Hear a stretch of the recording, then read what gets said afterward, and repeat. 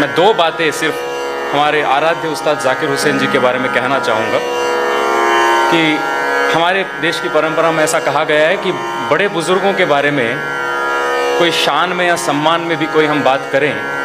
तो वो गुस्ताखी कहलाती है, वो अपमानजनक कहलाती है, क्योंकि हम इतनी हैसियत नहीं रखते हैं बतौर एक शागिर्द या शिष्य होने के कि हम इतने बड़े लोगों के बारे में सम्मान में भी चार बातें कह सकें। लेकिन जाकिर साहब का उनका व्यक्तित्व, उनकी शख्सियत ऐसी है कि हमें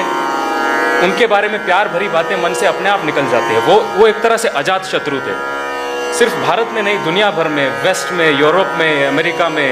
चाहे इंडियन म्यूजिशियंस हो, वेस्टर्न म्यूजिशियंस हो, आप किन्हीं से भी बातें कर ले, उनके लिए प्यार भरे और सम्मान भरी बातें ही करते हैं। तो इसलिए इसी प्यार भावना से, इसी प्रेम भावना से, सम्मान भावना से मैं जाकिर जी के लिए एक चीज़ मैं कहना चाहूँगा। हाल ही में 2-3 दिन पहले I saw a video of Zakir साहब where I think this year only in 2024 ही was speaking in one of this places, I think Maharashtra, in Mumbai. और उन्होंने स्टेज पे खड़े होकर ये कहा कि मैं अपने आप को एक शिष्य मानता हूँ, मैं सीखने के लिए आया हूँ, मैं उस्ताद नहीं हूँ। A 73-year-old living legend at that time who has won 2 Padma Awards, 5 Grammy Awards and arguably the greatest musician this country has ever produced has said that he came here to be a student. ನಮ್ಮ ಕರ್ನಾಟಕದ ದಾಸ ಪರಂಪರೆಯಲ್ಲಿ ಶ್ರೀ ಕನಕದಾಸರು ಹೇಳಿದುಂಟು, ಗುರುವಿನ ಗುಲಾಮನಾಗುವ ತನಕ ದೊರೆಯದಣ್ಣ ಮುಕುತಿ, and Zakir Bhai was a living example of this proverb. वो अपने पिताजी उस्ताद अल्लाह रखा साहब के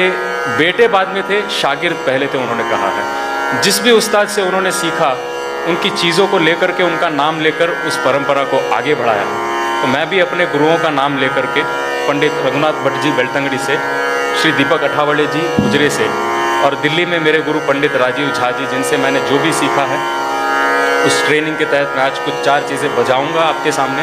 आप सब गुणीजन बैठे हैं, कुछ गलती